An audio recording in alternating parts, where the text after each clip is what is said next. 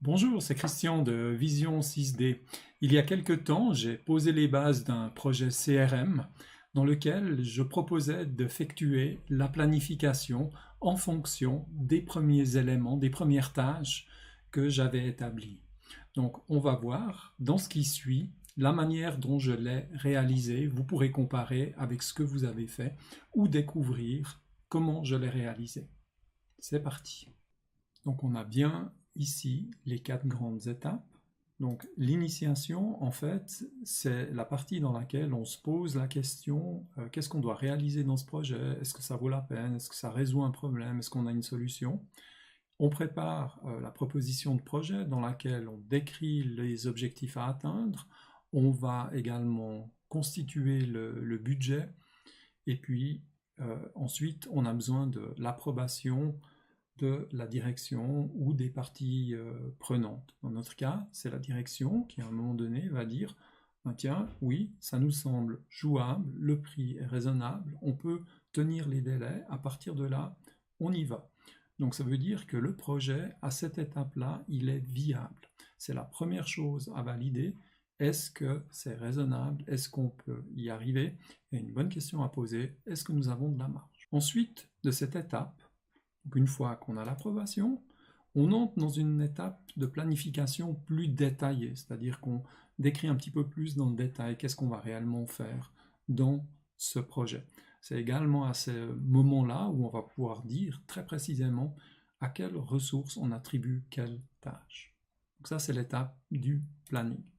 Et puis ensuite, on entre dans l'étape du gros du travail, qui consiste à réaliser réellement, engager les forces, engager les ressources et réaliser le projet. Donc ici, ce que moi j'ai fait, c'est que j'ai dit il y a une étape de conception. On a parlé d'une journée pour faire les spécifications, donc c'est ce que j'ai posé ici, suivi de 2 semaines dans lesquelles on va faire l'évaluation d'une solution, c'est donc ce qui est également posé ici. Ensuite, on va faire le choix, on se donne une demi-journée, ça peut être une réunion d'équipe d'une demi-journée, à la fin de laquelle chacun a apporté ce qu'il a trouvé et on prend tous la décision. Au contraire, c'est juste la direction qui est présente qui prend la décision du choix du système. Ensuite, on se donne une semaine pour faire l'acquisition. Il y a des contrats à signer, il y a différents paiements à effectuer. Donc toutes ces choses-là, on s'est donné un délai d'une semaine pour le réaliser. Donc ça, c'est la partie conception.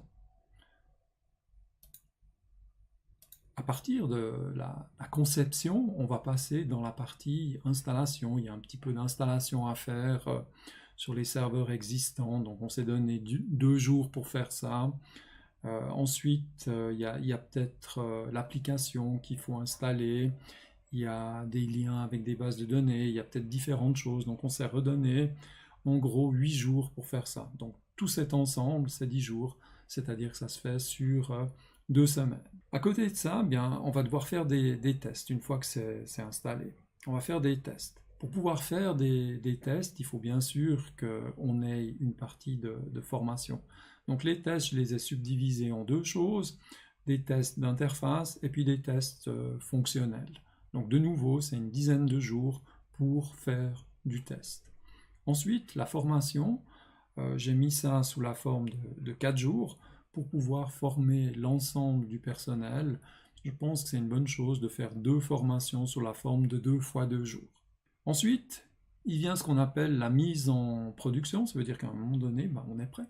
On est prêt, donc on décide que, paf, le 29 avril, c'est lancé en production. Alors, ce qui suit la production, c'est généralement ce que nous appelons un production run. Ce sont 2 semaines pendant lesquelles on va surveiller ce qui se passe, il y aura des maladies de jeunesse, il y aura des erreurs, des choses à corriger. Ensuite, on arrive à la période de clôture du projet, c'est-à-dire qu'on est entré dans une phase opérationnelle, les choses se passent tout à fait normalement. Donc à ce moment-là, on a pris un peu de recul et puis on peut se réunir de nouveau avec l'équipe de projet et puis se dire, ben, qu'est-ce qui a été un peu difficile dans cette expérience qu'on vient de vivre, qu'est-ce qu'on pourrait faire mieux, qu'est-ce qu'on a fait très très bien, et puis féliciter l'équipe qui a réussi à faire tout ça dans un temps tout à fait raisonnable, à un coût tout à fait raisonnable. Donc on tire l'enseignement du projet dans cette partie de clôture. Ça peut se réaliser sous la forme d'un compte-rendu qui est réalisé par le chef de projet, et puis une réunion de clôture qui, elle, va se terminer au café avec un apéritif où tout le monde va bien apprécier et être très heureux d'avoir participé à ce projet. Donc ça, c'est la manière dans laquelle moi j'ai constitué le projet. Alors on voit dans le déroulement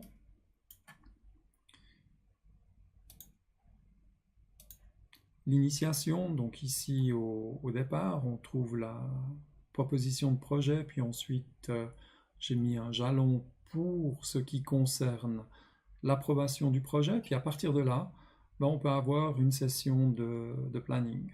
On peut avoir la session de planning déjà en parallèle parce qu'elle peut faire partie de la proposition de projet. C'est quelque chose qui est discutable. Généralement, ce qui va se faire, c'est qu'on aura une macro-planification, une planification globale qui, elle, va se faire dans le cadre de la proposition de projet. Puis ensuite, on rentre dans une planification plus détaillée. Donc ça, ce sont des étapes que j'ai posées ici.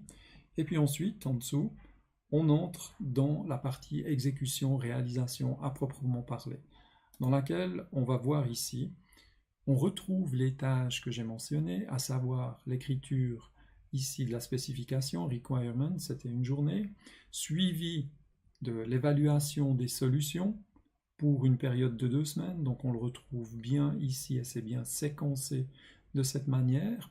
Ensuite, on aura le choix de la solution, j'ai mis ça comme étant une demi-journée, et en fait, on se donne 1 semaine pour l'acquisition du système. Donc ça, c'est absolument une réalisation séquentielle dans laquelle j'ai défini ici les prédécesseurs. Donc pour rappel, pour déterminer un séquencement, vous pouvez sélectionner toutes les tâches qui seront à séquencer et venir ici en dessus lier les tâches sélectionnées. Ensuite, j'ai ici plus bas une étape dite d'intégration. Dans cette étape d'intégration, il y a du travail pendant 2 jours sur un serveur, il y a des bases de données ou des applications à installer pendant 8 jours. De nouveau, globalement, c'est une dizaine de jours. C'est de nouveau quelque chose de séquentiel. Et effectivement, ça ne peut se réaliser que lorsque on a accès au système et qu'il a donc été acquis. J'ai défini des étapes de test, donc le test de l'interface, et puis un test fonctionnel, l'ensemble 10 jours. Vous pouvez vous-même répartir ça autrement si vous avez envie de le faire autrement. En parallèle de ça, j'ai mis tout de suite une étape de formation. J'ai mis 4 jours de formation. Ça peut être 2 formations de 2 jours, de manière à permettre à la moitié du personnel de se rendre à une formation et à l'autre moitié du personnel de se rendre à l'autre formation, de manière à ce qu'il y ait toujours du personnel qui peut faire l'opérationnel actuel. Donc une fois que ça c'est fait, ce qui est intéressant aussi à retenir, c'est comment on fait la formation au début. Une partie des utilisateurs vont pouvoir participer au test fonctionnel. Donc ça, c'est toujours intéressant d'avoir les formations un petit peu avant les tests, comme ça les utilisateurs peuvent participer au test. Ensuite, ici, on a à proprement parlé la mise en production. Les tests sont concluants, donc on procède à la mise en production ici, le 29 avril. À ce moment-là, le projet n'est pas terminé parce qu'il y a un certain suivi à proposer ici pendant les 2 semaines. Imaginez que les utilisateurs vont commettre des erreurs, ils ont eu une formation, mais ils n'ont pas encore beaucoup d'expérience avec le système. Donc il faut pouvoir leur proposer du support, de l'aide pendant cette période de ce que moi j'appelle Production Run. Ça va faire ressortir les maladies d'enfance du système. En gros, au bout de 2 semaines, l'ensemble devrait être opérationnel. Une fois que ça c'est fait, vous voyez ici, on va prendre un petit peu de recul, on va laisser encore le tout fonctionner, tourner, on est entré dans une phase opérationnelle, on n'est plus en mode projet, on est dans un état d'observation dans lequel on va faire un compte-rendu sur le déroulement du projet. Le compte-rendu, il peut être sous forme orale, il peut être sous forme écrite, sous la forme d'un rapport qu'on demande au chef de projet. Et puis, c'est l'occasion de faire une réunion dans laquelle on tire ces différents enseignements pour les projets futurs de l'entreprise. Et là, on fait effectivement une réunion de clôture de projet, qui est une espèce de petite cérémonie dans laquelle la direction remercie les participants au projet. Donc ça a été ma manière d'implémenter le planning, le déroulement du projet. C'est ce que je propose dans le cadre de ce projet-là. Encore une fois, ce que vous avez peut-être réfléchi, ce que vous souhaitez faire peut-être différent, à vous, vous avez toute liberté de le faire, mais ça c'est la base sur laquelle je vais travailler, c'est la base que je vais utiliser pour certains tutoriaux, c'est la base pour d'autres exercices que je vais faire. Donc avec cela, je vous remercie de m'avoir suivi, vous pouvez commenter, poser des questions, l'interaction, j'y suis très favorable, et il ne me reste plus qu'à vous souhaiter une bonne continuation et à vous revoir pour la suite. Et je vous dis, allez, à tout bientôt, ciao ciao.